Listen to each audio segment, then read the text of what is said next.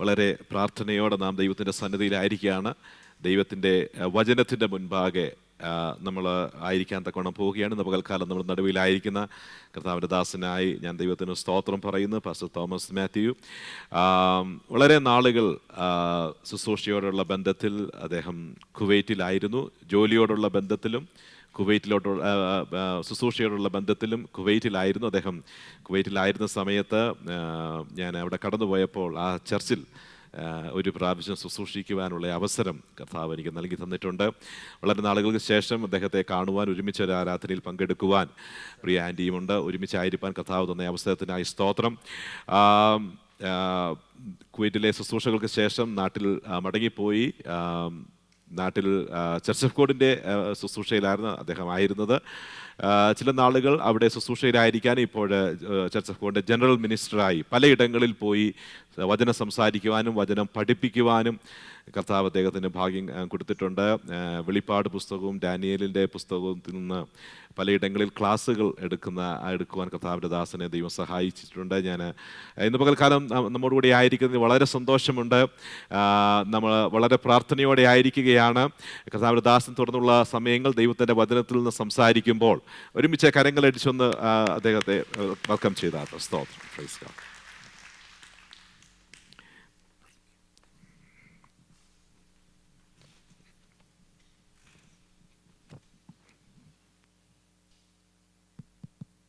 ഏറ്റവും അനുഗ്രഹീതമായി പകലിനായി നന്ദിയോടെ ദൈവത്തെ വാഴ്ത്തുന്നു. കർത്താവിൻ്റെ ദാസൻ ഫാമിലി, ഈ ചർച്ചിലെ എല്ലാ സഹോദരി സഹോദരന്മാർക്കും കുഞ്ഞുങ്ങൾക്കും സ്നേഹവന്ദനം. ഇന്ന് നിങ്ങളോട് ഒരുമിച്ച് ഞങ്ങൾക്ക് കുടുംബമായി ആയിരിക്കാൻ ദൈവം കൃപ നൽകി. വളരെ സന്തോഷമായി നിങ്ങളോടൊന്നിച്ച് ആരാധിപ്പാനിടയായത്. ഹല്ലേലൂയ. കാനഡയിൽ കാൽഗറിയിൽ ഞങ്ങൾ 7 വർഷം മുമ്പേ ഒരു പ്രാവശ്യം വന്നിരുന്നു. അതിനുശേഷം ഇപ്പോൾ വരുവാനിടയായി. ഞാൻ പല പ്രിയപ്പെട്ടവരെയും കാണുന്നു. എനിക്ക് നല്ല ഓർമ്മകളുള്ളതായ പ്രിയപ്പെട്ടവർ പലരും. കർത്താവിൻ്റെ ദാസൻ്റെ വൈഫ് ലിൻസി കുവൈറ്റിലായിരുന്ന സമയത്ത് ഞങ്ങൾ ധാരാളം പ്രാവശ്യം കാണുമായിരുന്നു. നല്ലൊരു അനുഗ്രഹിക്കപ്പെട്ട ഒരു ദൈവ പൈതലാണ് ലിൻസിക്ക് തക്കതായൊരു തുണയെ ദൈവം നൽകി. ഒരു മാതൃകാ കുടുംബം ദൈവദാസനെ ദൈവം ഈ സഭയ്ക്ക് തന്നതിനാൽ ഞാൻ ദൈവത്തെ വാഴ്ത്തുന്നു. ഹല്ലേലൂയ.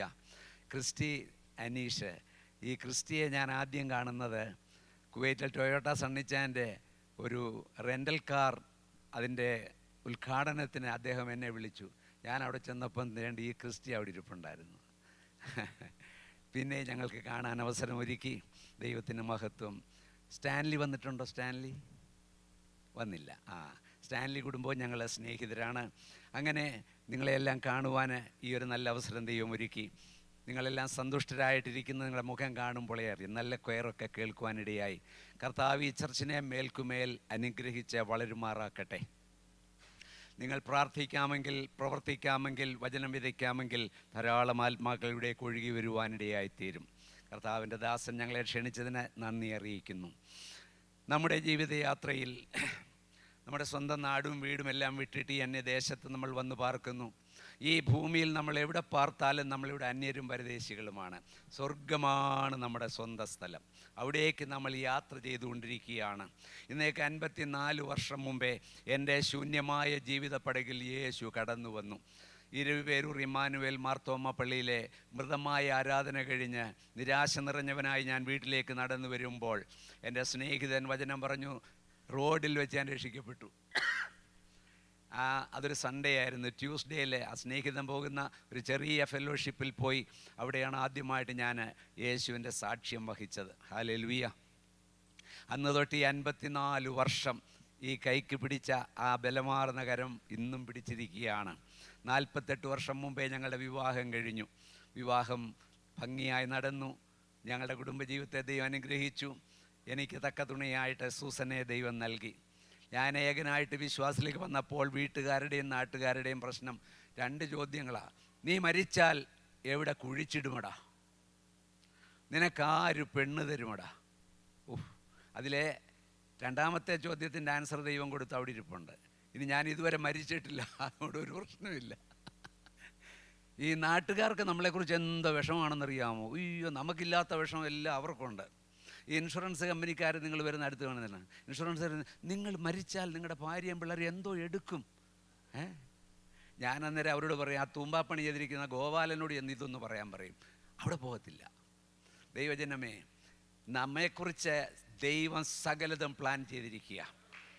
നമ്മൾ നിത്യതയിൽ കർത്താവിൻ്റെ അടുക്കൽ എത്തുന്ന നാൾ വരെയുള്ള സകല സ്റ്റെപ്പുകളും ദൈവം പ്ലാൻ ചെയ്ത് വെച്ചിരിക്കുകയാണ്. അതുകൊണ്ട് നമുക്കൊന്നും പതറേണ്ട ആവശ്യമില്ല, കലങ്ങണ്ട. സോറി. അങ്ങനെ ഞങ്ങൾ ഭൂട്ടാനിൽ 2 വർഷമുണ്ടായിരുന്നു, 78 മുതൽ 80 വരെ.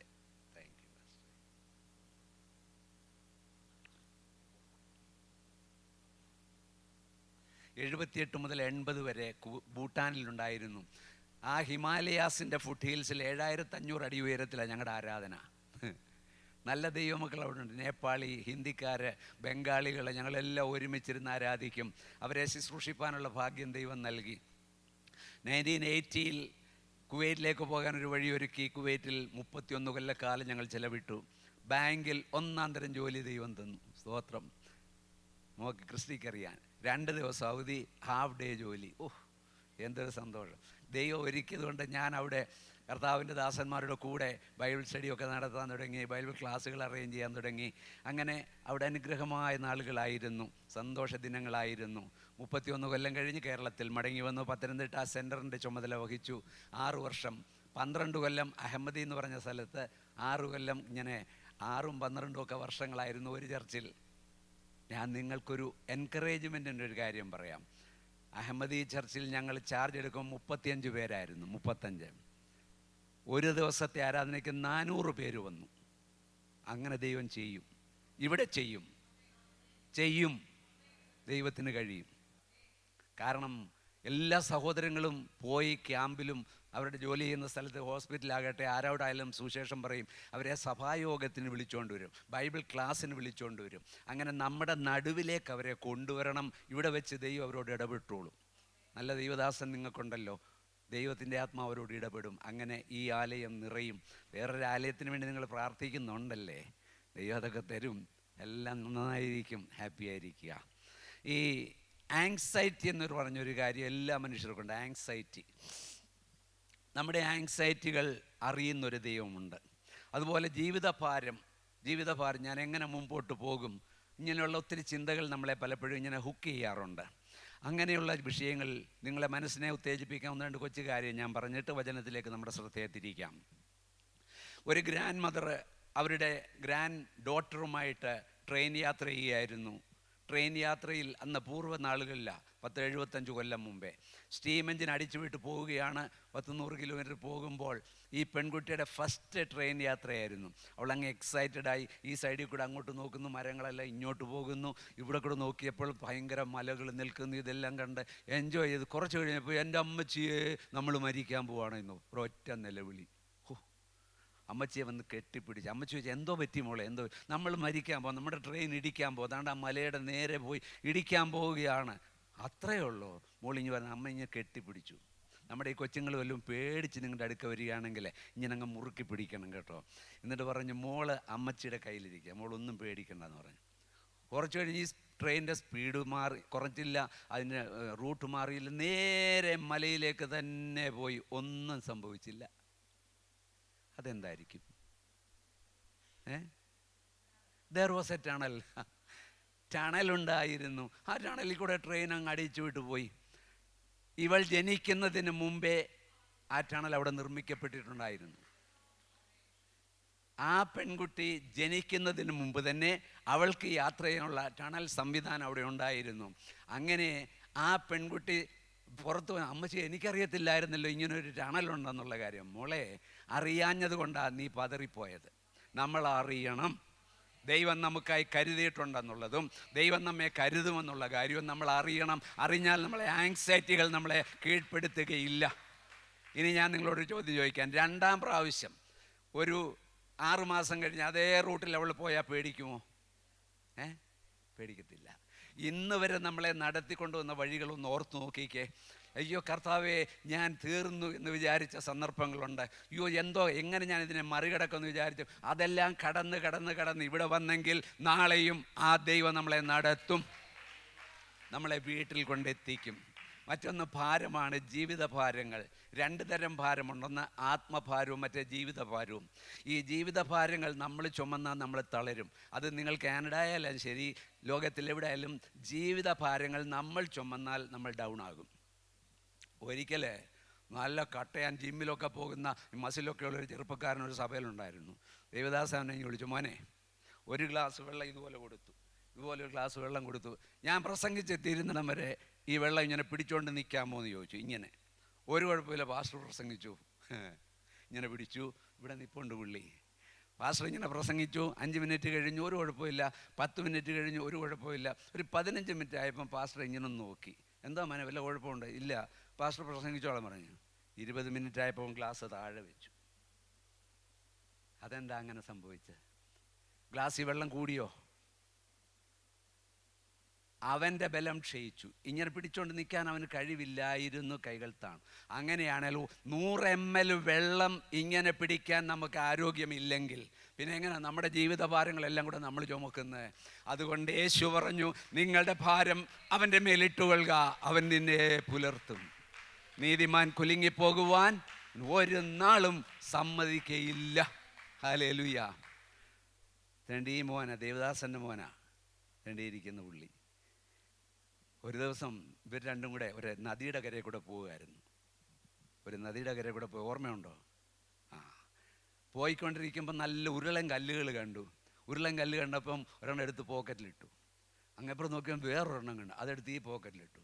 അവൻ ഈ റോഡിൽ ഇവർ ഒരുമിച്ച് പോയിക്കൊണ്ടിരുന്നപ്പം ഓരോ കല്ലും എടുത്തു പോക്കറ്റിലിട്ടു. ഈ പോക്കറ്റ് നിറഞ്ഞപ്പോൾ എടുത്ത് ഇവിടുത്തെ പോക്കറ്റിലിട്ടു. പപ്പ നോക്കിയപ്പം അവൻ ഇച്ചിരി പുറകിൽ ഇങ്ങനെ പമ്മി വരുന്നു. മോനെ എന്തുവാ? ഡാഡി ഞാൻ ചോദിച്ചു, ഈ കല്ലെല്ലാം നിനക്ക് വേണോ? എനിക്ക് വേണം, ഐ ലൈക്ക് ദിസ്. ഓക്കെ, എന്നാൽ മോൻ്റെ കല്ലെല്ലാം എൻ്റെ ഇത്ത, ഡാഡി അത് വഹിച്ചോളാം, വീട്ടിൽ കൊണ്ടുത്തരാം. No no no daddy, you carry me, I will carry all my stones. Daddy you carry me, I will carry all my. അത് ഈ മോൻ്റെ കാര്യം മാത്രമല്ല, ഇവിടെ ഇരിക്കുന്ന നമ്മളെല്ലാം ആയനമാ. നമ്മളുടെ ജീവിതഭാരം കർത്താവ് പറയും, ഇങ്ങോട്ട് ഇടാൻ പറഞ്ഞാൽ വിടത്തില്ല. അല്ല കർത്താവ് ഞാൻ വഹിച്ചോളാം, നീ എന്നെ ചുമന്നോ, പക്ഷേ എൻ്റെ ഭാരമെല്ലാം നോ, അങ്ങോട്ട് ഇട്ട് കൊടുത്തേക്കണം. അങ്ങനെ നമ്മൾ ഭയങ്കര സന്തോഷത്തോടെ യാത്ര തുടരും. ഒരു വിശ്വാസി, നല്ല കറതീർന്നൊരു വിശ്വാസിക്ക് ഈ ജീവിതത്തിൻ്റെ പ്രശ്നങ്ങളും വലിയ കുരിശാ വഹിക്കുന്നത് എന്നൊക്കെ വിചാരിച്ച് ഇങ്ങനെ വിഷമിച്ചിരുന്നു. ഈ കുരിശൊന്ന് മാറിക്കിട്ടിയിരുന്ന, ഒരു എക്സ്ചേഞ്ച് നടന്നിരുന്നെങ്കിൽ, ഒരു കനം കുറഞ്ഞത് വല്ലതായിരുന്നു, ഞാനങ്ങ് സന്തോഷത്തോടെ പോയേനുമെന്ന് വിചാരിച്ചു. അങ്ങനെ ആ രാത്രിയിൽ ഈ അമ്മ ഒരു സ്വപ്നം കാണുകയാണ്. ഉറങ്ങിക്കിടക്കുമ്പോൾ ഇവളെ ഒരു താഴ്വരയിലോട്ട് കൊണ്ടുപോയി. നിൻ്റെ കുരിശ് മാറ്റിയെടുക്കണമല്ലേ? വേണം, ഇത് താങ്ങാൻ വയ്യ, കട്ടിയാ ഭയങ്കരം. അതുകൊണ്ട് താഴ്വരയിലോട്ട് കൂട്ടിക്കൊണ്ടുപോയി. ഇവിടെ കിടക്കുന്ന ക്രൂശുകൾ 100 കണക്കിന് ക്രൂശ്, ചെറുതും വലുതും വണ്ണമുള്ളതും അതും ഇതും എല്ലാം കിടക്കുക. നിൻ്റേത് ഇവിടെ കളഞ്ഞേച്ച് ഏതെങ്കിലും പോയി എടുത്തോളാൻ പറഞ്ഞു. സന്തോഷമായി. ഇതെടുത്തൊരു ഏറ് കൊടുത്തു. അത് കഴിഞ്ഞിട്ട് അങ്ങോട്ട് ചെന്ന് ഒരെണ്ണത്തെ ഒരു കനം കുറഞ്ഞ പിടിച്ചു. എൻ്റെ അമ്മോ എന്ന് വിളിച്ചു. അത് നിറച്ച് മുള്ളായിരുന്നു, അതവിടെ ഇട്ടു. ഇഞ്ഞാപ്രതി എന്നപ്പം ഒരു നീളം കൂടിയതുണ്ട്, പക്ഷേ വണ്ണം കുറവാണ്. അതെടുത്തപ്പോൾ അത് അനങ്ങുന്നില്ല. ഓരോ കുരിശും പിടിച്ചു പൊക്കാൻ നോക്കി, എൻ്റെ അമ്മോ എന്ന് പറഞ്ഞ് പുറകോട്ട് വീഴുക. അങ്ങനെ കറങ്ങിത്തിരിഞ്ഞ് ഒരെണ്ണം കിട്ടി. കൊള്ളാം, എടുത്ത് തോളത്ത് വെച്ചു. ഇത് മതിയെന്ന് പറഞ്ഞു. കർത്താവ് എന്താ പറഞ്ഞെന്നറിയാം? നീ ഇപ്പോൾ എടുത്തിരിക്കുന്ന കുരിശ് ഏതാണെന്നൊന്ന് ചെക്ക്. ഇത്രയും നാൾ അവൾ ചുമന്നുകൊണ്ട് അവിടെ കളഞ്ഞ ക്രൂശ. നമുക്കെടുക്കാൻ കഴിയാത്ത ഒരു കുരിശും കർത്താവ് തരികയില്ല. നമുക്ക് വഹിക്കുവാൻ കഴിയാത്ത ഒരു ഭാരവും കർത്താവ് അനുവദിക്കുകയില്ല. ദൈവം നല്ലവനാണ്. God bless you. നമുക്കൊരുമിച്ചുള്ള ധ്യാനത്തിനായി മർക്കോസ് 2-ാം അധ്യായം 3-ാം വാക്യം ഞാൻ വായിക്കുന്നു. Mark chapter 2 verse 3. അപ്പോൾ 4 ആൾ ഒരു പക്ഷപാതക്കാരനെ ചുമന്ന് അവൻ്റെ അടുക്കൽ കൊണ്ടുവന്നു. 4 പേർ ഒരു പക്ഷപാതക്കാരനെ ചുമന്ന് യേശുവിൻ്റെ അടുക്കൽ കൊണ്ടുവരികയാണ്. നാം അതിൻ്റെ 1-ാം വാക്യത്തിൽ ചില ദിവസം കഴിഞ്ഞ ശേഷം അവൻ പിന്നെയും കഫർന്നഹൂമിൽ വന്നു എന്നാണ് നാം വായിക്കുന്നത്. ചില ദിവസം കഴിഞ്ഞ ശേഷം പിന്നെയും കഫർന്നഹൂമിൽ വന്നു. അതിൻ്റെ അർത്ഥം അതിന് കുറച്ച് ദിവസങ്ങൾക്ക് മുമ്പേ യേശു കഫർന്നഹൂമിൽ വന്നിരുന്നു. അങ്ങനെ വന്ന യേശു ഇപ്പോൾ അന്ന് പള്ളിയിൽ സിനഗോഗിലാണ് ചെന്നത്. ഇപ്പോൾ സിനഗോഗിലല്ല, ഒരു വീട്ടിലാണ്. സിനഗോഗിൽ ചെന്നപ്പോൾ നാളുകളായിട്ട് ഒരു ബുദ്ധിമുട്ടുമില്ലാതെ ഭൂതഗ്രസ്തനായ ചെറുപ്പക്കാരൻ അതിന് നടുവിലുണ്ടായിരുന്നു. പക്ഷേ യേശു വന്നു കഴിഞ്ഞപ്പോൾ ആ ദുരാത്മാവിന് അവിടെ ഇരിക്കാൻ കഴിയാതെ അവൻ ഇളകുവാനിടയായി. യേശു ഒരു വാക്ക് കൽപ്പിച്ചപ്പോൾ, നമ്മൾ പാടിയത് എനിക്ക് ഇഷ്ടമാണ്, മനോഹരമായ പാട്ട്. ഒരു വാക്ക് കൽപ്പിച്ചപ്പോൾ ആ ദുരാത്മാവ് അവനെ വിട്ടുപോയി. ഭൂതങ്ങൾ പള്ളിയിലും ഇരിക്കും, പന്നിയിലും ഇരിക്കും, അതിനെവിടെയെങ്കിലും ഇരിക്കണമെന്നേ ഉള്ളൂ. എപ്പോഴാണ് ഇത് ഇളകിയത്? കംഫർട്ടബിളായിട്ടിരിക്കുകയല്ലായിരുന്നോ? വരേണ്ടവൻ വന്നപ്പോൾ പോകേണ്ടവൻ പോയി. ഹല്ലേലൂയ. സാക്ഷാൽ അധികാരമുള്ളവൻ സാത്താൻ്റെ മേലും പ്രപഞ്ച ശക്തികളുടെ മേലും രോഗങ്ങളുടെ മേലും എല്ലാറ്റിന്മേലും പരമാധികാരിയായ ദൈവത്തിൻ്റെ പുത്രനാലയത്തിൽ വന്നപ്പോൾ അവിടെ ഇരുന്ന ദുരാത്മാവ് പുറത്തുപോയി. ആ സംഭവം ശ്രുതിയായി ദേശം മുഴുവൻ അറിഞ്ഞു. യേശുവിൻ്റെ ശ്രുതി പരന്നു. ആ യേശു ചില നാൾ കഴിഞ്ഞപ്പോൾ ഈ വീട്ടിൽ വന്നു. വീട് നിറഞ്ഞു. വീട്ടുകാരൻ സന്തോഷം. ആ വീട്ടുകാരനൊക്കെ സ്വർഗത്തിൽ ചെല്ലും നമ്മൾ കാണും, ഒരു ഷെയ്ക്കാൻഡ് കൊടുത്തേക്കണം. നിങ്ങൾക്കറിയാം, ബാക്കി ഭാഗം വായിക്കുമ്പോൾ മേൽപ്പുര പൊളിച്ചിട്ട് അനങ്ങാത്തൊരു മനുഷ്യനാണ്. അതാ ഞാൻ പറഞ്ഞൊരു കൈ കൊടുക്കാൻ മറക്കരുത്. ഇങ്ങനെ ഈ വീടിൽ യേശു ഉണ്ടെന്ന് ശ്രുതിയായി നമ്മുടെ നാട്ടിലൊക്കെ ഒരു കൺവെൻഷൻ വെച്ചിട്ട് നോട്ടീസ് അടിക്കും. ഇങ്ങനെ ചിരിച്ചുകൊണ്ട് നിൽക്കുന്ന ഫോട്ടോ, കുനിഞ്ഞ് നിൽക്കുന്ന ഫോട്ടോ എല്ലാം വെച്ച്, ഈ ഫ്ലെക്സ് എല്ലാം വെച്ച് അടിച്ച്, പിന്നെ ജീപ്പേൽ മൈക്ക് വെച്ച് 5 കിലോമീറ്റർ റേഡിയസിൽ പോകും. ഇതെല്ലാം കഴിഞ്ഞ് ഒരൊറ്റ അക്രൈസ്തവൻ വരത്തില്ല, ഒരൊറ്റ നാമധേയ ക്രിസ്ത്യാനി വരത്തില്ല, 10 പെന്തക്കോസുകാർ മാത്രം വരും. അങ്ങനെ ഒരു സാഹചര്യത്തിലാണ് ഇവിടെ വീട് നിറഞ്ഞു, കവിഞ്ഞു, പൊടിയിട്ട താഴാത്ത പോലെ ജനം വന്ന് നിറഞ്ഞു. യേശുവിൻ്റെ സാന്നിധ്യം എവിടെയോ അവിടെ ജനം വരും. യേശുവിൻ്റെ പ്രവൃത്തികൾ വെളിപ്പെടുന്നത് എവിടെയോ അവിടെ ജനം വരും. ജനത്തിൻ്റെ കുഴപ്പം കൊണ്ടല്ല, ദൈവശക്തി വെളിപ്പെടാമെങ്കിൽ അവിടെ ജനം വന്നിരിക്കും. ആ ശ്രുതി കേട്ടപ്പോൾ 4 ചെറുപ്പക്കാർക്ക് ഒരു താല്പര്യം. ആ താല്പര്യത്തിൻ്റെ പേര് എമ്പതി എന്നാണ്. എമ്പതി, സഹതാപമല്ല. സഹതാപം, അയ്യോ അവനങ്ങനെ പറ്റിപ്പോയല്ലോ, കഷ്ടമായിപ്പോയല്ലോ, അയ്യോ അവൻ ആരുമില്ലല്ലോ, എന്നിട്ട് നമ്മുടെ പാട്ടിന് പോവുക, അത് സഹതാപമാണ്. അതുകൊണ്ട് വലിയ ഗുണമൊന്നുമില്ല. എന്നാൽ ഇവരോ അവൻ്റെ സ്ഥിതി മാറ്റുവാൻ തീരുമാനിച്ചു. ഈ അധ്യായത്തിൽ നമുക്ക് 6 കൂട്ടരെ കാണാം. 6 കൂട്ടരെ. 1, യേശു, അധികാരവും ശക്തിയും സൗഖ്യമാക്കാൻ കഴുത്തുമുള്ള പവർ ഹൗസായ യേശു. 2, രോഗിയായി കിടക്കുന്നൊരു മനുഷ്യൻ, പരാശ്രയജീവി. അവൻ പാരലൈസ്ഡ് ആയിട്ട് കിടക്കുകയാണ്, സ്വയം ഒന്നും ചെയ്യാൻ കഴിയാത്ത ഒരു പരാശ്രയജീവി. അത് കഴിഞ്ഞപ്പോൾ അവനെ സഹായിപ്പാൻ വന്ന 4 പേര്. ഈ 4 പേർ നല്ല യൂണിറ്റി ഉള്ളവരായിരുന്നു, നല്ല ഐക്യതയുള്ളവരായിരുന്നു. അവർക്കൊറ്റ ലക്ഷ്യമേ ഉള്ളൂ, ഞങ്ങൾക്ക് അവനെ സൗഖ്യമാക്കാൻ കഴിവില്ല, പക്ഷേ സൗഖ്യമാക്കാൻ കഴിവുള്ള ആൾ രംഗത്ത് വന്നു, അവൻ്റെ അടുക്കിലേക്ക് കൊണ്ടുപോവുക. 4 പേർക്കും ഒരേ താല്പര്യം. അതിനെന്ത് സാക്രിഫൈസ് ചെയ്യാനും റെഡിയായിരുന്നു. അതിനുവേണ്ടി സമയമോ അവരുടെ ഏത് കാര്യം ചെലവിടുവാനും അവർ റെഡിയായിരുന്നു. അങ്ങനെ നല്ല മനോഭാവമുള്ള ഐക്യതയുള്ള 4 ചെറുപ്പക്കാർ. ഒരിക്കൽ ഒരു കോളേജിൽ ഒരു പ്രോഗ്രാം നടക്കുമ്പോൾ, മനെ ലിസൺ ടു മീ, ലുക്ക്, നല്ല ഡ്രോയിങ് മാസ്റ്ററായിട്ട് തീരും അന്ന് 3-മതിരിക്കുന്ന ആൾ കേട്ടോ. ഞാൻ വന്നപ്പോൾ തൊട്ട് നല്ല ഡ്രോയിങ് കണ്ട് ഞാൻ. ഈ പ്രോഗ്രാമിൽ അന്ന് ക്ഷണിക്കപ്പെട്ട അതിഥി പറഞ്ഞു, 1 റീം പേപ്പർ അവിടെ മേശപ്പുറത്ത് വെച്ചേക്കണം. 1 റീമിനകത്ത് എത്ര പേപ്പറുണ്ട്? 500. അതവിടെ വെച്ചിരുന്നു. അദ്ദേഹം പ്രസംഗത്തിന് കയറി വന്നപ്പോൾ അദ്ദേഹം ഈ റീമിൽ നിന്ന് 1 ഷീറ്റ് എടുത്തു. ആർക്കെങ്കിലും ഇത് കീറിക്കളയാമോ എന്ന് ചോദിച്ചു. ആ ഡ്രോയിങ് നടത്തുന്ന പുള്ളി ഓടി വന്ന് അപ്പോഴേ കീറി അവിടെ ഇട്ടു. ബാക്കി 10 പേപ്പർ അദ്ദേഹം ഇങ്ങനെ പിടിച്ചു. ആർക്കെങ്കിലും 10 ഒരുമിച്ച് കീറാമോ എന്ന് ചോദിച്ചു. ഒരു നല്ല പയ്യൻ ഇങ്ങോട്ട് ഒരു കീറിയിട്ടു. ബാക്കിയുള്ള മുഴുവൻ ഷീറ്റുകളും എടുത്ത് പിടിച്ചു. തൻ്റെ ഇടമുള്ള ആരെങ്കിലും എന്ന് കീറാൻ പറഞ്ഞു. ഒറ്റയാൾ എഴുന്നേറ്റില്ല. This is unity. യൂണിറ്റി. ഇന്ന് ഞാൻ നിങ്ങളോട് സംസാരിക്കുന്ന മെസ്സേജ് ക്രിസ്ത്യൻ യൂണിറ്റി എന്ന വിഷയമാണ്. ഈ ദുർഘട ദിവസങ്ങളിലൂടെ ദൈവത്തിൻ്റെ ജനം പോവുകയാണ്. ദുർഘട ദിവസങ്ങളിലൂടെ പ്രതികൂല സാഹചര്യങ്ങളിലൂടെ ദൈവത്തിൻ്റെ ജനത്തിന് വിരോധമായി സാത്താൻ പടയൊരുക്കം നടത്തിക്കൊണ്ടിരിക്കുമ്പോൾ അവൻ മനുഷ്യരിലൂടെ പല ദൈവങ്ങളെയും ക്രൂശിക്കുകയും തറയ്ക്കുകയും തകർക്കുകയും വെടിവെക്കുകയും ഇരുമ്പ് കമ്പ് കൊണ്ടടിക്കുകയും ഒക്കെ നമ്മൾ ജനിച്ചു വളർന്ന നമ്മുടെ മാതൃരാജ്യം പോലും ഈ പരിപാടിക്ക് കൂട്ടുനിൽക്കുകയാണ്. രാജസ്ഥാനിൽ കഴിഞ്ഞ ദിവസം ബില്ല് പാസ്സാക്കി ഒരൊറ്റയാളിനെ യേശുവിലേക്ക് മാറ്റിയാൽ 1 കോടി രൂപ ഫൈൻ അല്ലെങ്കിൽ ജയിൽ. നിങ്ങൾക്കറിയാം നൈജീരിയയിലെ എല്ലാം വെടിവെച്ച് തകർക്കുക ദൈവമക്കളെ. വടക്കേ ഇന്ത്യയിലെ ഛത്തീസ്ഗഡ്, ഈ രാജ്യങ്ങൾക്ക്, ഈ ദേശങ്ങൾക്ക് വേണ്ടി നിങ്ങളുടെ ഉപവാസ പ്രാർത്ഥനകളിൽ പ്രാർത്ഥിക്കുക. ദൈവം ഒന്ന് ഇറങ്ങി വരണം. അവർക്കൊരു ഉടമസ്ഥനുണ്ടെന്ന് തെളിയേണ്ടത് ആവശ്യമാണ്. അങ്ങനെ പ്രതികൂലമായ സാഹചര്യങ്ങൾ ഉയരുമ്പോൾ ദൈവജനം, ഈ ദേശത്തുള്ള ദൈവമക്കൾ എല്ലാവർക്കും ഒരു യൂണിറ്റി ഉണ്ടായിരിക്കണം. ഒരൊറ്റ ശക്തിക്ക് നിങ്ങളെ പിന്നെ തകർക്കാനൊക്കത്തില്ല. ഇവിടെ നാം കാണുന്ന വിഷയം അതാണ്. ഈ 4 പേർ, അടുത്തത് ആ വീട്ടുകാരനാണ്. തൻ്റെ വീട് യേശുവിനായി തുറന്നിട്ടിരിക്കുക.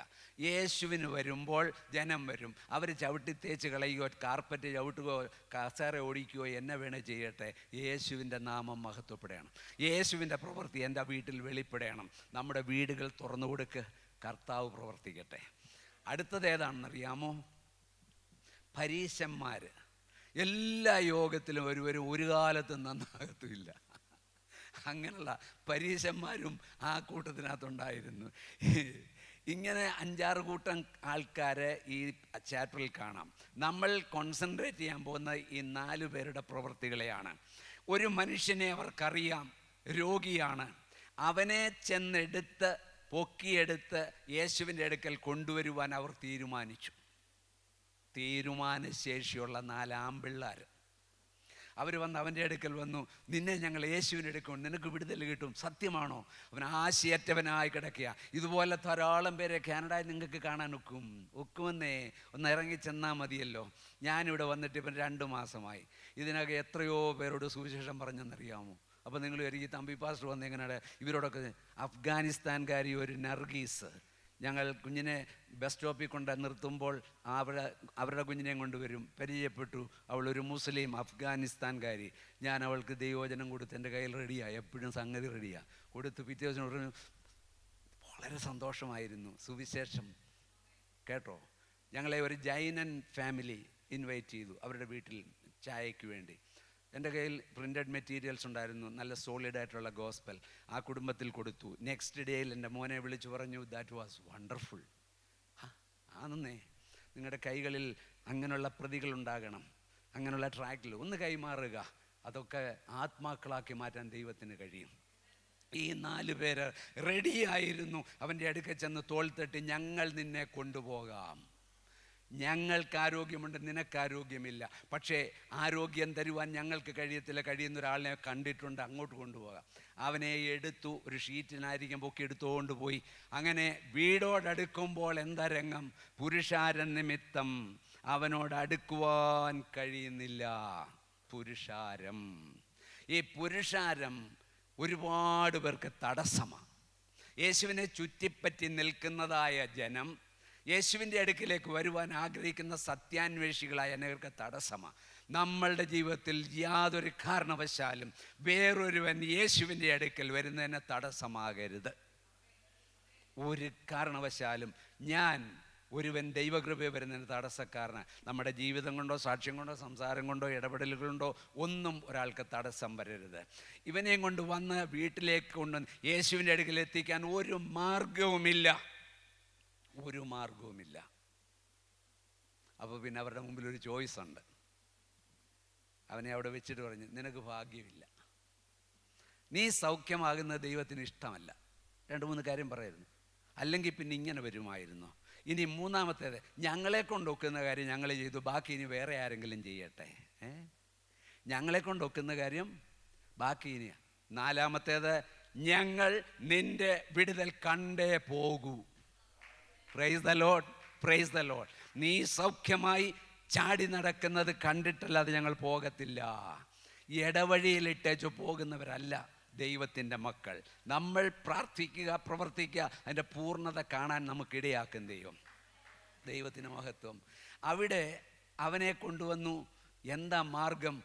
അവരെ ചുറ്റിപ്പറ്റി നോക്കി ഒരു നിർവാഹമില്ല. ഒരാളിങ്ങോട്ട് ഒഴിഞ്ഞു കൊടുത്താൽ ഇങ്ങ് പോരാമായിരുന്നു. അവർക്ക് അതിനുള്ള സാഹചര്യം, അവർക്ക് കർത്താവിൽ നിന്ന് കേൾക്കണം. എന്തോ കാരണത്താൽ സ്ഥലം കിട്ടിയില്ല, ഒരു മാർഗവുമില്ല. പുരുഷാരം തടസ്സമായ 2 പേരുടെ കേസ് ഞാൻ പറയാം. ഒന്ന് ഉണ്ടസക്കായി, ഉണ്ട ശർക്കരയല്ല, ഉണ്ടസക്കായി, നല്ല ഹൈറ്റുള്ള പുള്ളി. ഓടി വന്നു. പുള്ളി എല്ലാവരാലും വെറുക്കപ്പെട്ടൊരു ചുങ്കക്കാരനാണ്. അപ്പോൾ സക്കായി വന്ന്, യേശു എങ്ങനെയുള്ളവൻ, വേറെ ഒരു പ്ലാനുമില്ല, പദ്ധതിയുമില്ല, യേശു എങ്ങനെയുള്ള ആളാണെന്നൊന്ന് കാണണം. That was all. പക്ഷേ ആ ഹൃദയത്തിൽ അങ്കുരിച്ചപ്പോൾ കർത്താവ് ചില പ്ലാനും തീരുമാനം എടുത്തു. നമ്മളുടെ ഹൃദയ വിചാരങ്ങളെയും ആഗ്രഹങ്ങളെയും അറിയുന്നവനാ കർത്താവ്. നാം ചോദിക്കുന്നതിലും നനയ്ക്കുന്നതിലും അത്യന്തപരമായി അവൻ ചെയ്തു തരും. സക്കായി ഓടി വന്നു, പുരുഷാരം നിൽക്കുന്നു, ഒരു മാർഗവുമില്ല. പക്ഷേ if there is A will,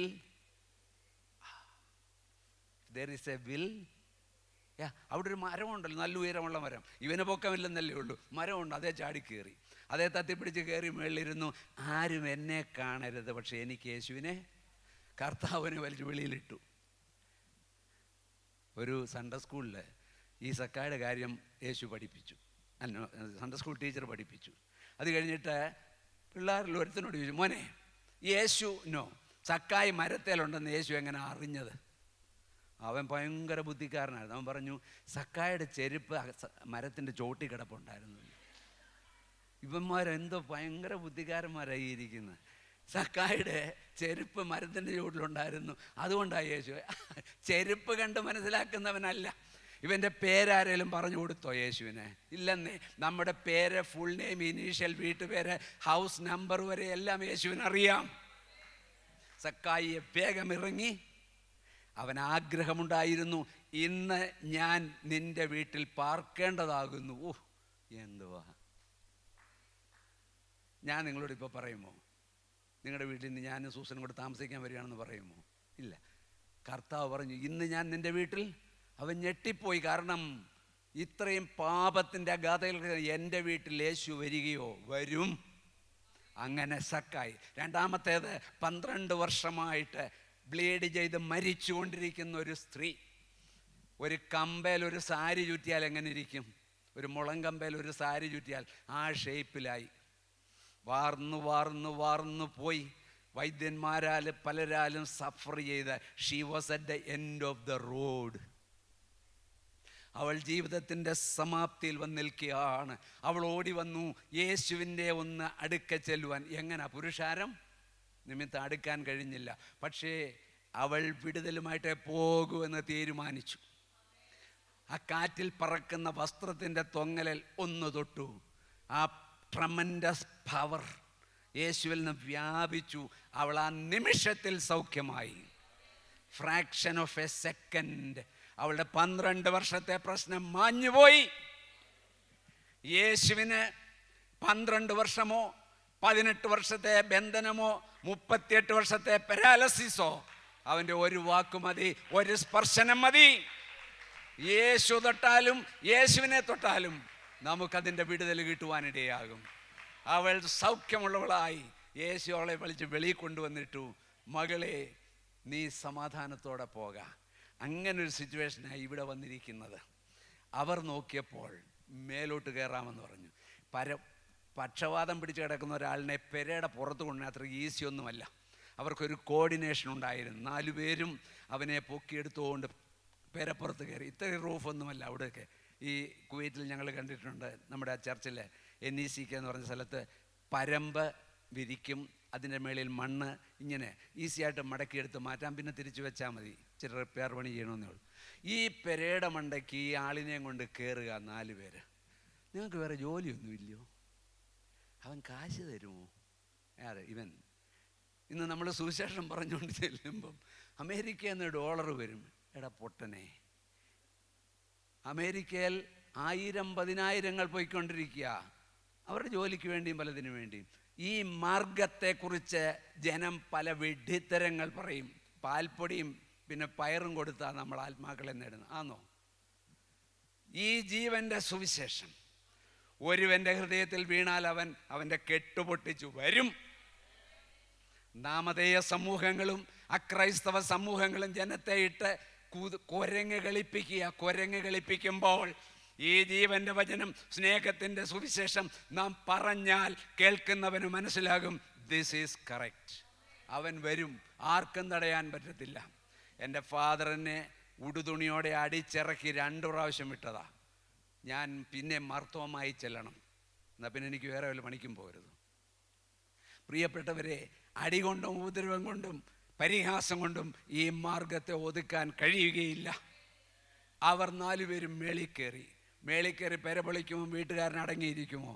വീട്ടുകാരന് ഒരു കുഴപ്പമില്ല, കംപ്ലൈൻറ്റുമില്ല. പെര പോകുന്ന പോട്ടെന്ന്. നമ്മൾ ചില സാക്രിഫൈസിന് റെഡിയാകാമെങ്കിൽ ആത്മാക്കൾ വിടുവിക്കപ്പെടുന്ന കാണാം കേട്ടോ. ദൈവം നിങ്ങൾക്ക് തന്ന ഫൈനാൻസ്, ദൈവം നിങ്ങൾക്ക് തന്ന സ്കിൽ, നിങ്ങളുടെ അറിവുകൾ, നിങ്ങളുടെ കഴിവുകൾ, നിങ്ങളുടെ ഓപ്പർച്യൂണിറ്റീസ് എല്ലാം യേശുവിന് വേണ്ടി വിനിയോഗിക്കാമെങ്കിൽ ആത്മാക്കൾ രക്ഷിക്കപ്പെടുന്ന നമുക്ക് കാണാൻ കഴിയും. അവർ കാൽക്കുലേറ്റ് ചെയ്ത് യേശു ഇവിടെ നിൽക്കുകയാണെങ്കിൽ കറക്റ്റ് ഇവിടെ കൊണ്ടിറക്കി കയറയിലൊക്കെ കെട്ടി തൂക്കി ഇറക്കുക. 8 കണ്ണുകൾ മേളിയും താഴോട്ട് നോക്കുന്നു. നിരാശനായ ഒരു മനുഷ്യൻ ഇവിടെ കിടക്കുന്നു. ഇപ്പോൾ എവിടെ വന്നു? യേശുവിൻ്റെ കാൽക്കൽ വന്നു. ഇനി ആരാ പ്രവർത്തിക്കേണ്ടത്? അവർ 4 പേരുടെ പ്രവൃത്തി കഴിഞ്ഞു, കംപ്ലീറ്റായി. ഇനി അതെവിടെ വന്നു? നമുക്ക് ചെയ്യാനുള്ള ലിമിറ്റേഷൻസ് ഉണ്ട്. അതിൻ്റെ ഉള്ളിൽ നിന്ന് ചെയ്യുക, ബാക്കി കർത്താവ് ചെയ്തിരിക്കും. അവർക്ക് അസാധ്യമായത് ചെയ്യാൻ കഴിവുള്ളൊരുവനാണ് യേശു. നമുക്ക് അസാധ്യമായത് ചെയ്യാൻ പ്രാപ്തനാണ്, മനസ്സുള്ളവനാണ്, കഴിവുള്ളവനാണ് നമ്മുടെ കർത്താവ്. ഇത് കെട്ടിയിറക്കുമ്പോൾ എന്തൊരു കോർഡിനേഷൻ വേണം അല്ലേ? ഞങ്ങളുടെ ഇവിടെയുള്ള ജെറിമോനെ നിങ്ങൾക്കറിയാമല്ലോ, ദേവദാസനറിയാം. ജെറിമോൻ്റെ ഒരു സ്നേഹിതൻ്റെ ഗ്രാൻഡ് ഫാദർ മരിച്ചുപോയി. അപ്പം മോനും ആ ഫ്യൂണറലിന് വേണ്ടി പോയി. നടന്ന സംഭവം ഒരു കുഴിയാണ്, അവിടെ 8 അടി താഴ്ചയുള്ള സെല്ലെന്ന് പറയും. അതിനകത്തോട്ട് ഈ ബോഡി ഇറക്കുക. 4-5 പേര് കയറെ കെട്ടി ഇറക്കുക. ഡുമ്മെന്നൊരു സൗണ്ട് കേട്ടു. ഈ അപ്പച്ചൻ ബോഡി തലകുത്തി അടി ചെന്ന് ഇടിച്ചു. അപ്പച്ചന് വേദനിച്ചോ? ലിൻസി, അപ്പച്ചന് വേദനിച്ചില്ല, പക്ഷേ മക്കൾക്കും കൊച്ചുമക്കൾക്കും വേദനിച്ചു അല്ലേ? അതെന്തുകൊണ്ട് അങ്ങനെ സംഭവിച്ചത്? കോർഡിനേഷൻ ഇല്ലായിരുന്നു. ഈ 4 പേരിൽ 2 പേർ അവിടെ പൊക്കിയാൽ ഭുമ്മെന്ന് പറഞ്ഞ് അവൻ തലയും കുത്തി ഇവിടെ വരും. 2 പേർ ഇവിടുന്ന് പൊക്കിയാൽ അവൻ തെന്നി അടിച്ച് ഇവിടെ വന്ന് വീഴും. ഇതൊന്നും സംഭവിച്ചില്ലെന്നേ. മനസ്സൊരുക്കവും ആത്മീക ദാഹവും ഇവൻ്റെ വിടുതൽ കണ്ടേ മാറുമെന്ന് തീരുമാനമുള്ള 4 പേർ പ്രോപ്പറായിട്ട് അത് പിടിച്ചു, ഇറക്കിക്കൊണ്ടുവന്ന് അവിടെ വെച്ചു. യേശുവിൻ്റെ പാദപീഠത്തിൽ കൊണ്ടുവച്ചു. ഇവർ മേളിൽ നിന്ന് ഓടിപ്പോയില്ല. എൻ്റെ ചിന്തയാണേ, 4 8 കണ്ണുകൾ ഇങ്ങനെ നോക്കി എന്താ സംഭവിക്കാൻ പോകുന്നത് നോക്കിക്കൊണ്ടിരിക്കുകയാണ്. ആ സമയത്ത് ഞാൻ നിങ്ങളോട് 2 ചോദ്യങ്ങൾ ചോദിക്കാൻ പോവുക. 1, ഈ കിടക്കുന്ന മനുഷ്യന് എത്ര പ്രശ്നങ്ങളുണ്ട്?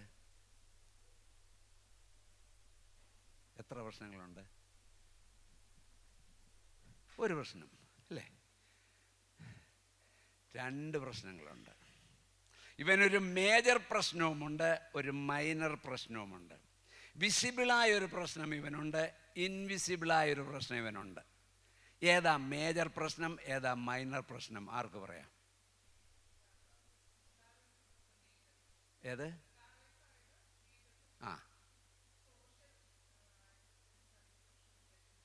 രണ്ടാമത്തെ സഹോദരന്മാർ പറ.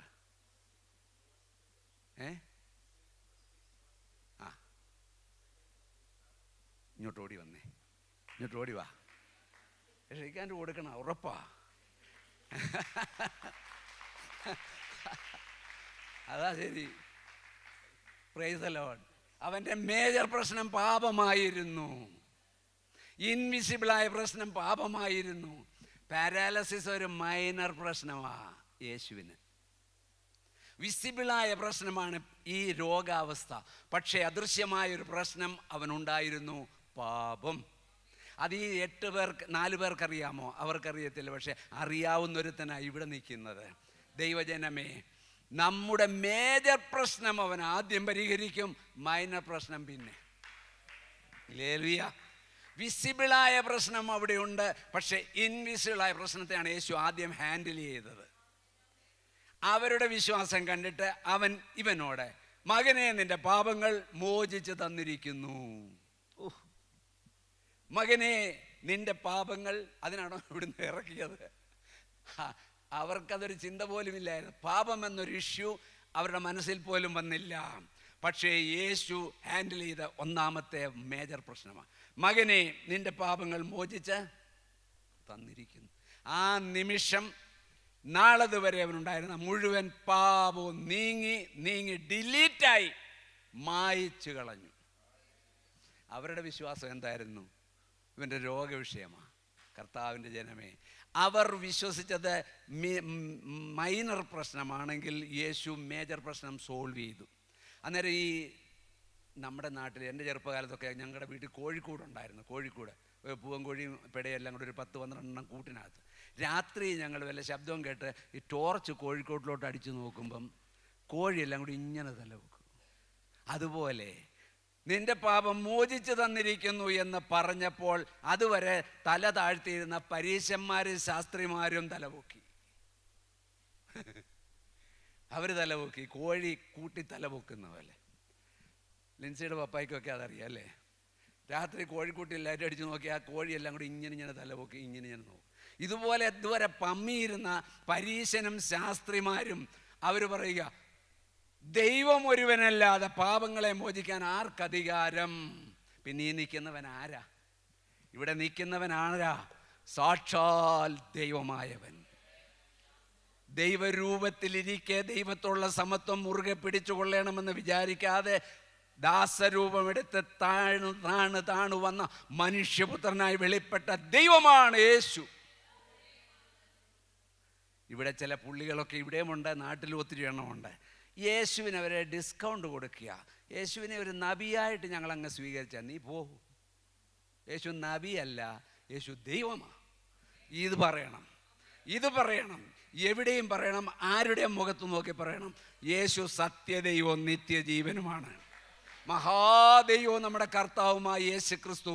പൗലോസ് എന്ന പരീശനായിരുന്നവൻ പറയുകയാണ്, മഹാദൈവവും നമ്മുടെ കർത്താവുമായ യേശു ക്രിസ്തു. തോമസ് അപ്പോസ്തലൻ എൻ്റെ കർത്താവും യേശു ദൈവമാണ്. ഇതാ പറയേണ്ടത്, ഇത് പറയാൻ മടിക്കരുത്. യേശു ഗുരുവാണ്. ഗുരുവല്ലല്ലോ, ഗുരു. യേശു ഗുരുവാ, വിപ്ലവകാരിയാ, പിന്നെ വലിയ പഠിപ്പിക്കുന്ന ആളാ. ഇതൊന്നും പറഞ്ഞ് നീ ഡിസ്കൗണ്ട് യേശുവിന് കൊടുക്കണ്ട. യേശു ദൈവത്തിൻ്റെ പുത്രനാണെന്ന് പത്രോസ് പറഞ്ഞ പോലെ പറയണം. ഹല്ലേലൂയ. ഞങ്ങൾ കുവൈറ്റിലായിരിക്കുമ്പോൾ ക്യാമ്പുകൾ വിസിറ്റ് ചെയ്യാൻ പോകും. 10-20 പേർ ഒരു വലിയ ഹോളിൽ കാണും, ഡബിൾ ഡെക്കറിലൊക്കെ കിടക്കും. അപ്പോൾ ഞങ്ങൾ ചെല്ലുമ്പോൾ അവർ സ്വീകരിക്കും, ഞങ്ങൾ അവരോട് വർത്തമാനമൊക്കെ പറയും.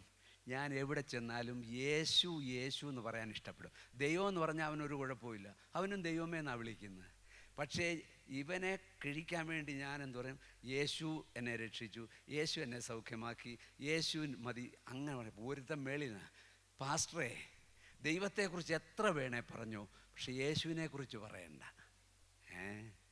നിങ്ങൾ ആരോട് സുവിശേഷം പറയുമ്പോഴും ദൈവം അത് ചെയ്തു, ദൈവം ഇത് ചെയ്തു, സത്യമാ. പക്ഷെ യേശു എന്ന വാക്ക് പറയാൻ മടിക്കരുത്, മറക്കരുത്. യേശുവിനെക്കുറിച്ച് പറഞ്ഞുയർത്തണം. ഇവിടെ കർത്താവ് പാപം മോചിക്കുവാൻ അധികാരമുള്ളവൻ. ഒരു വാക്കിൻ്റെ മുമ്പിൽ പാപം മാറി. ഞാൻ എൻ്റെ ഒരു അനുഭവം പറയാം. ഞാൻ രക്ഷിക്കപ്പെട്ട് വലിയ സന്തോഷത്തോടെ ആനന്ദത്തോടെ കാണുന്നവരോടെല്ലാം സുവിശേഷം പറഞ്ഞുകൊണ്ടിരിക്കുക. അപ്പോൾ എൻ്റെ ഫാദർ 4 പള്ളിയിലച്ചന്മാരെ കൊണ്ടുവന്നു.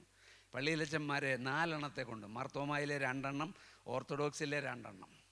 അങ്ങനെ വരുന്നവർ എങ്ങനെയും എന്നെ പിടിച്ച് പഴയ കൂട്ടിക്കൊണ്ട് കെട്ടാനായിട്ടുള്ള ശ്രമമാണ്. 3 പേരുടെ കാര്യം ഞാൻ ഇപ്പം പറയുന്നില്ല. 4-മത്തേതാണ് വേന്ദ്രൻ രാജവെമ്പാലെ കൊണ്ടുവന്നു. ഫാദർ തോമ എന്ന് പറയും, കോഴഞ്ചേരി പള്ളിയിലുണ്ടായിരുന്നൊരു തോമ, ഒരു പാറ്റൻ ടാങ്ക് പോലൊരു മനുഷ്യൻ.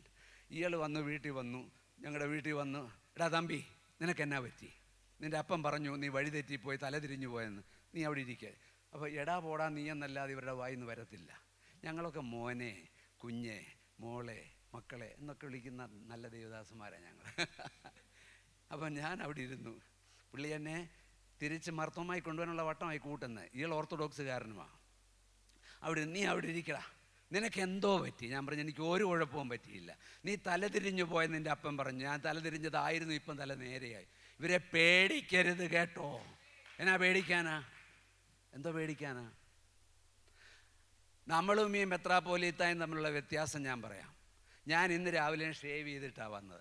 6 മാസം ഷേവ് ചെയ്യാതെ ഞാൻ നടന്നേച്ച് ഇവിടെ വന്ന ഇത്രയും വരെ എൻ്റെ താടി വളരും.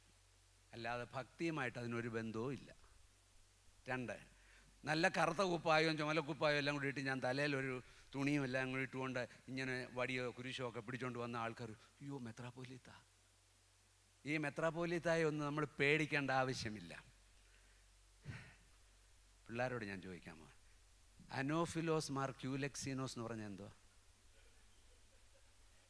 മോനെ, വാട്ട് ഈസ് അനോഫിലോസ്? ക്യൂലെക്സ് എന്നാ സൗരന്മാർ പറ. കൊതുക. തൃശ്ശൂരുകാരൻ സഹോദരൻ വിവരം മനസ്സിലായി.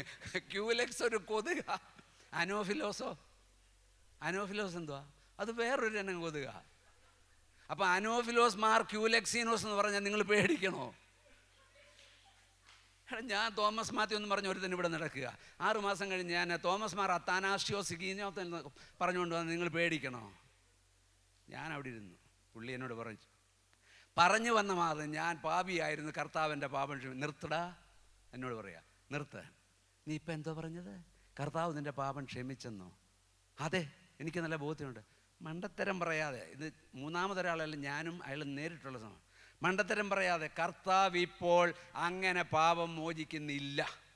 ഞങ്ങളെ ഏൽപ്പിച്ചിരിക്കുക.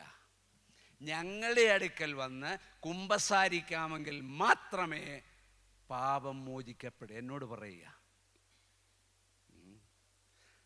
അപ്പോഴേ അയാളൊരു ഉദാഹരണം പറഞ്ഞു, ഇതിനെ സ്ഥാപിക്കണമല്ലോ. തമ്പി, ആൾക്കാർ ധാന്യം മേടിക്കുവാൻ ഫറവോൻ്റെ അടുക്കൽ ചെന്നാൽ ഫറവോൻ കൊടുക്കുമോ? കൊടുക്കും? കൊടുക്കത്തില്ല. എവിടെ വിടും? ജോസഫിൻ്റെ അടുക്കൽ. അതുപോലെ ഇന്നാരെങ്കിലും ദൈവസന്നിധി പാപമോചനത്തിൽ ചെന്നാൽ ദൈവം കൊടുക്കത്തില്ല, ഞങ്ങളുടെ അടുക്കലോട്ട് പോകാൻ പറയും.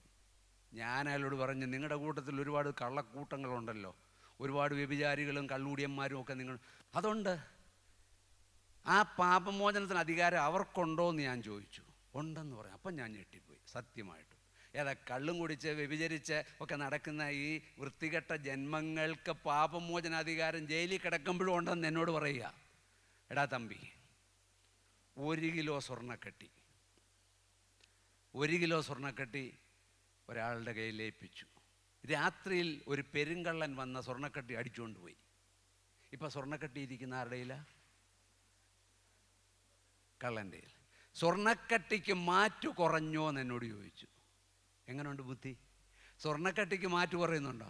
അതിൻ്റെ അർത്ഥം കള്ളൻ്റെ കയ്യിലിരുന്നാലും ഈ പാപമോചനാധികാരം ഉണ്ടെന്ന് എന്നോട് പറഞ്ഞു. ഞാൻ പറഞ്ഞു എഴുന്നേക്കാൻ പറഞ്ഞു, സ്ഥലം വിട്ടോളാം. എഴുന്നേപ്പിച്ച അയാളെ പറഞ്ഞു വിട്ടു. പാപം മോചിച്ച് തന്നിരിക്കുന്നു പറഞ്ഞപ്പോൾ മോചനം കിട്ടി. 2ാമത്തേത് മൈനർ വിഷയം. എഴുന്നേറ്റ് കിടക്കെടുത്ത്, ഒരാൾ ബൈബിൾ വായിച്ചപ്പോൾ എഴുന്നേറ്റ് കിടക്ക എടുത്ത് നടക്ക. അങ്ങനെയാണോ യേശു പറഞ്ഞത്? എഴുന്നേറ്റ് കിടക്ക എടുത്ത് നടക്കാന്നാണോ യേശു പറഞ്ഞത്? എഴുന്നേറ്റ് കിടക്കെടുത്ത്. നിങ്ങൾ ബൈബിൾ വായിക്കുമ്പോൾ കറക്റ്റായി നോക്കി വായിക്കണം. ഒരിക്കൽ ഈ ഗോലിയാത്തിൻ്റെ മുമ്പിലൊരു പയ്യൻ നടക്കുന്നുണ്ട്. അവനെക്കുറിച്ച് പറഞ്ഞ് പരിചയക്കാരൻ മുമ്പിൽ നടന്നു. പരിചയക്കാരനാണോ? പരിചയക്കാരൻ. എബ്രായ സ്ത്രീകൾ നല്ല നിറമുള്ളവരാ. ഒരാൾ വായിക്കുക, നല്ല നിറമാണോ? തിറമുള്ളവർ. ഊഴിയവേലക്കാരെ ശലോമോൻ വാരിയെടുത്തു. വാരിയെടുക്കുകയാണോ ചെയ്ത്? വരിയിട്ടെടുത്തു. ഞാൻ അങ്ങോട്ട് പറയാൻ ഒരു 100 എണ്ണം പറയാനുണ്ട്, സമയം കഴിഞ്ഞിരിക്കുന്നു. യേശു അവൻ്റെ പാപം മോചിച്ച് കഴിഞ്ഞു. 2ാമത്തെ ചെറിയ കാര്യം, ഗെറ്റപ്പ് ആൻഡ് ഗോ. ഇത്രയേ ഉള്ളൂ. നമ്മുടെ വൻ പ്രശ്നങ്ങൾ നാളുകളും വർഷങ്ങളുമായി മനസ്സിനെ അലട്ടി ഭാരപ്പെടുത്തി നിരാശപ്പെടുത്തുന്ന വിഷയങ്ങൾ ഒരു വാക്കിൻ്റെ മുമ്പിൽ മാറും.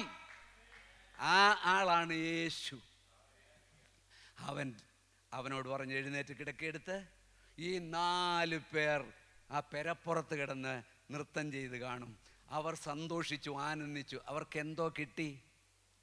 നമ്മൾ ഒരാത്മാവിനെ നേടുമ്പോൾ നമുക്ക് കിട്ടുന്നത് വലിയ സന്തോഷം. കള്ളും കുടിച്ച് ഭാര്യയും തല്ലി ചെള്ളു മരിച്ച് നടന്ന ഒരു വ്യക്തിയും അവൻ്റെ കുടുംബം ഈ സഭയിലേക്ക് വന്നാൽ നിങ്ങളുടെ ഹൃദയം സന്തോഷിക്കും, ദൈവഹൃദയം സന്തോഷിക്കും.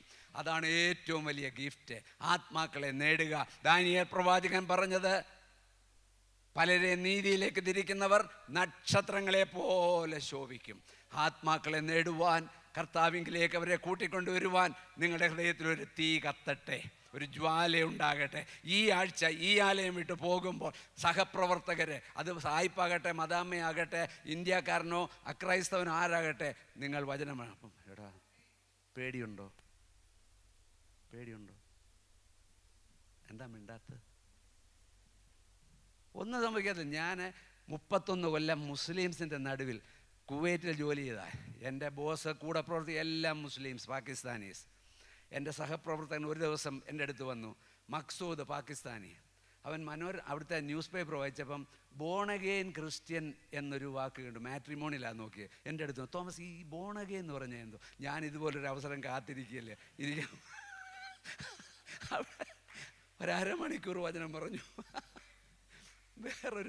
വേറൊരു ബോസ്, സൂപ്പർവൈസർ, അവൻ പാകിസ്ഥാനി ആബേദിൻ്റെ ജീവിതത്തിൽ ഏതാണ്ട് വൻ പ്രശ്നങ്ങൾ വന്നു. ആ പ്രശ്നം വന്നപ്പം എൻ്റെ അടുത്ത്, തോമസ് നീ ജീവിതത്തിലെ പ്രശ്നങ്ങളെ എങ്ങനെയാണ് കൈകാര്യം ചെയ്യുന്നത്? ഞാൻ പറഞ്ഞു തരാം. ദൈവമക്കളെ, നമുക്കൊരു ഐഡൻറ്റിറ്റി വേണം നിങ്ങളുടെ ജോലി സ്ഥലത്ത്. എന്നോട് ദേവദാസൻ പറഞ്ഞു, പ്രിയപ്പെട്ട ലിൻസി ജോലി ചെയ്യുന്ന സ്ഥലത്ത് ഒരു പാസ്റ്ററുടെ ഭാര്യയാണെന്ന് അവർക്കെല്ലാവർക്കും അറിയാം. നമ്മൾ ആരാണെന്ന് നമ്മുടെ മൂവ് ചെയ്യുന്ന മണ്ഡലങ്ങളിൽ അറിയിക്കണം. എത്ര പ്രാവശ്യം ഞാൻ വർക്ക് ചെയ്യുമ്പോൾ കോൾ വരും, തോമസ് ആ സ്റ്റെയർ കേസ് വരെ ഒന്ന് വരാമോ? ചെല്ലുമ്പോൾ ആ ബാങ്കിൽ വേറെ ഡിപ്പാർട്ട്മെൻറ്റ് ജോലി ചെയ്യുന്ന ഏതെങ്കിലും ഒരു വ്യക്തിയാണ്, അവൻ്റെ നീറുന്ന പ്രശ്നത്തിന് വേണ്ടി ഞങ്ങൾ സ്റ്റെയർ കേസിൻ്റെ അവിടെ നിന്ന് പ്രാർത്ഥിക്കും. Price the Lord. എൻ്റെ ബോസ് പാകിസ്ഥാനിലേക്ക് മടങ്ങിപ്പോവുകയാണ്.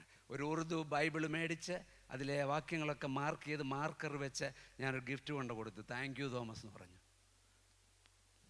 ഞാനീ പറയുന്നത് പ്രാക്ടിക്കലായ കാര്യങ്ങളാണ്. നമ്മൾ ചെയ്യണം, നാം അത് ചെയ്യണം. അല്ലെങ്കിൽ ആര് ചെയ്യും? കർത്താവേ, ഞാൻ ചെയ്യാം. ഞാൻ ആത്മാക്കൾക്ക് വേണ്ടി ഓടാം, അവരെ കൊണ്ടുവരുവാൻ ശ്രമിക്കാം. കർത്താവിൻ്റെ മക്കളെ, ഇവൻ്റെ സ്ഥിതി മാറി. അല്ലായിരുന്നെങ്കിൽ ആ കിടപ്പ് കിടന്ന് അവൻ മരിച്ച്. ഇപ്പോൾ അവൻ്റെ സ്ഥിതി മാറി, അന്തസ്സായിട്ട് പണിയെടുത്ത് അവൻ ജീവിക്കുന്നു, കർത്താവിന് വേണ്ടി ജീവിക്കുന്നു. ഞാൻ നിർത്തുന്നു. ദൈവം നിങ്ങൾക്ക് കൃപ നൽകട്ടെ. 4 ആൾ തീരുമാനമെടുത്ത് മുമ്പോട്ട് വന്നപ്പോൾ ഒരു വിലപ്പെട്ട ആത്മാവ് കൃപയിലായി, കർത്താവിൻ്റെ നാമം മഹിമപ്പെടുവാനിടയായി.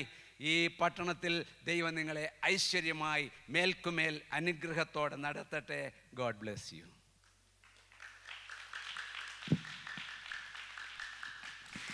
Price the Lord. Hallelujah. Thank you പാസ്റ്ററെ. വളരെ അനുഗ്രഹിക്കപ്പെട്ട നല്ല ആലോചന കർത്താവ് നമുക്ക് നൽകി തന്നു. സ്തോത്രം. വർഷിപ്പ് ടീം മുൻപോട്ട് കടന്നു.